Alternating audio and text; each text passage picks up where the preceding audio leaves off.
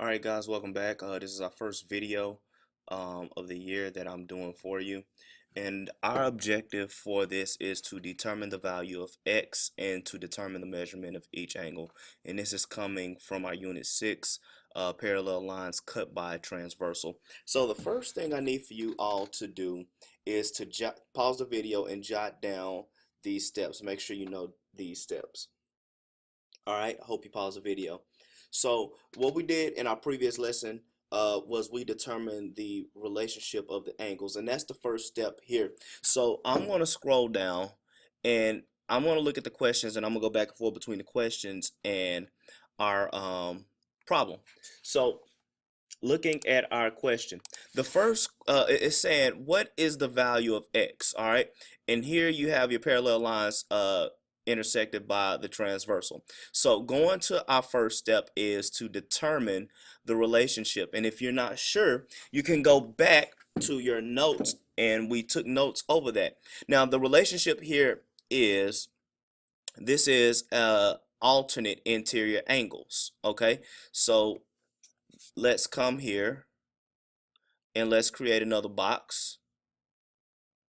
Let's create another text box here. And one alternate, and I'm gonna put alt in int for alternate interior. Step 2, are alternate interior angles congruent or supplementary? And once again, we took notes on that, and it is congruent. Okay, so now, since they are congruent, we need to set up an equation. Now, what does that look like and what does that mean? Well, remember that congruent angles mean that they are equal to each other. So when I say set up an equation, that means we need to take the two equations that we have, and I'm going to get a red pen. We need to take our two equations, and we need to set them equal to each other. Now, what does that look like? Let's go now to our tool. All right, so now what does this look like? So this is basically what it looks like. So we will have 3x plus 10, and that should be equal to, because it says congruent to 5x minus 10.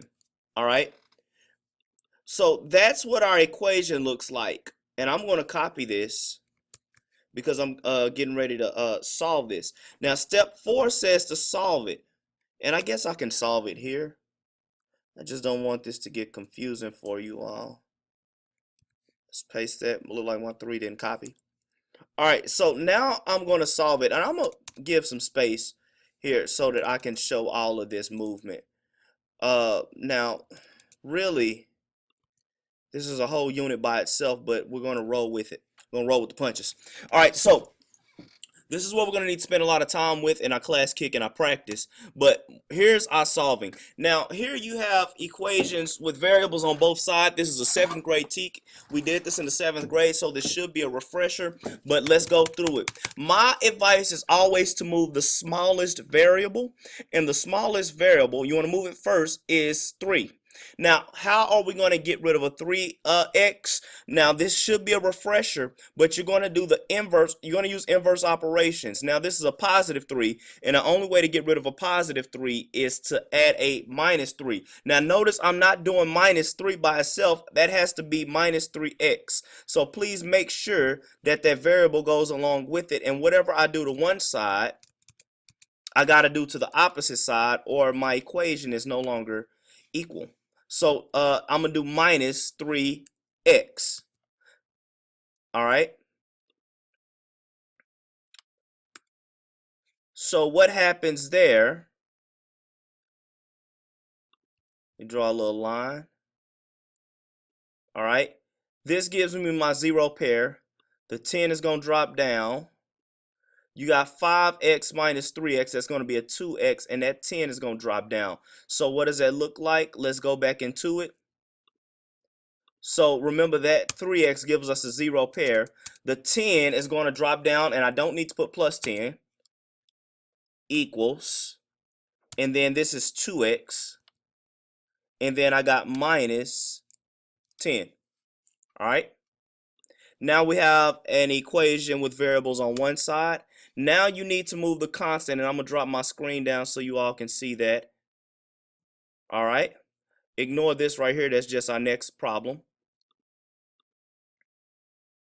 All right.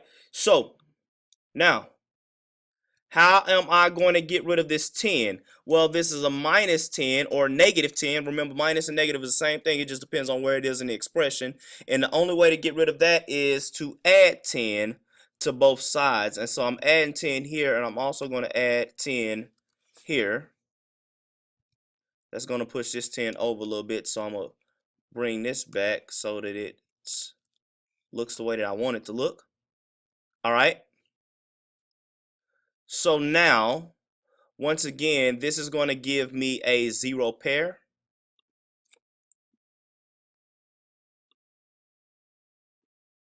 My 0 pair. And then on my next, I don't like that line right there. That's a little too far for me. And then on my next line, I have 10 plus 10 is going to give me 20 equals 2x. And the third step here is going to be to divide. We're going to divide. And I think I'm going to give you all a little separate set of notes here to follow. So when we're solving this, step number 1, now we're solving equations with variables on both sides. Okay, so 1, we move the smallest variable. We move the smallest variable. 2, we move the constant.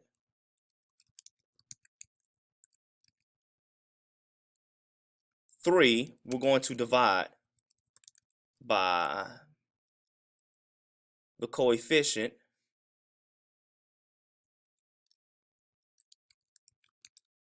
Uh-oh, I don't know why that's not typing. I thought that was typing.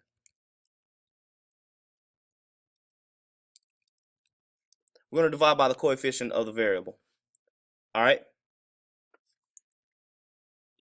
And I think I'm going to go ahead and spell variable out for you all. Move the smallest.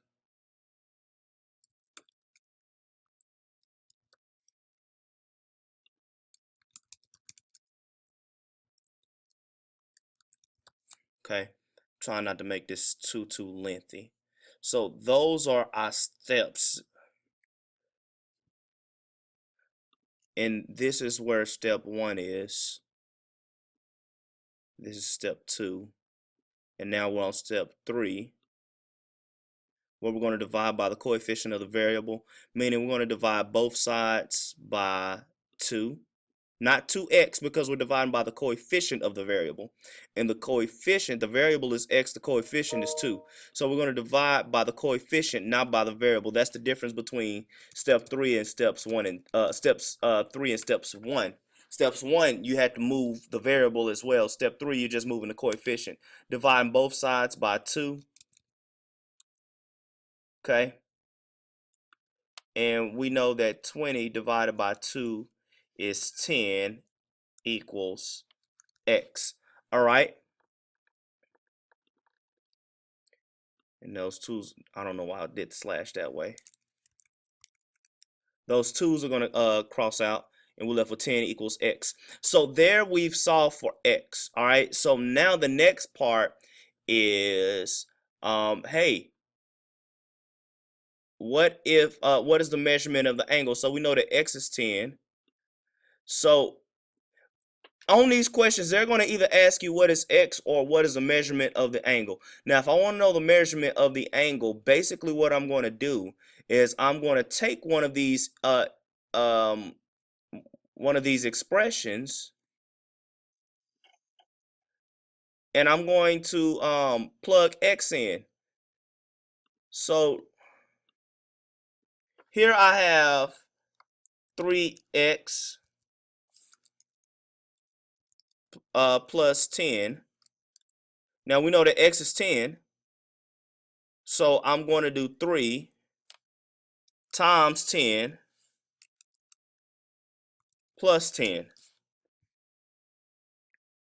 3 times 10 is 30 plus 10 is 40. So the measurement of the angle is 40, and I can do the same thing for the other angle. I'll do that, and we still should get 40 because remember, these are congruent angles.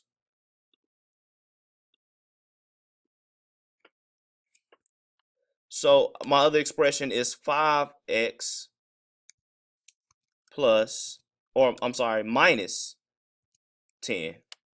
And you guys should already be able to see it. That'll be 5 parentheses 10 minus 10, and 5 times 10 is 50. 50 minus 10 is 40. And there, that's also verifying our math because these are congruent angles, meaning that both of these are equal. So the two questions: one, what is x? X is 10. What is the measurement of the angles? That answer is 40. All right. So this is when the angles are congruent. I'm going to end this video and then I'll post another one for when they are supplements. Catch you in a second. Peace.